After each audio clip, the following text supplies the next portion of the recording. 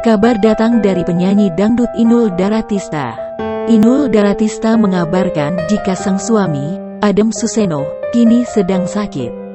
Ia juga membagikan potret Adam Susesno yang terbaring di ranjang rumah sakit. Dalam postingannya, Inul Daratista juga memberikan semangat kepada sang suami agar lekas sembuh. Inul Daratista juga menyebut dirinya kini dan Adam Suseno sedang berjauhan, sehingga ia hanya bisa memantau sang suami lewat layar ponsel.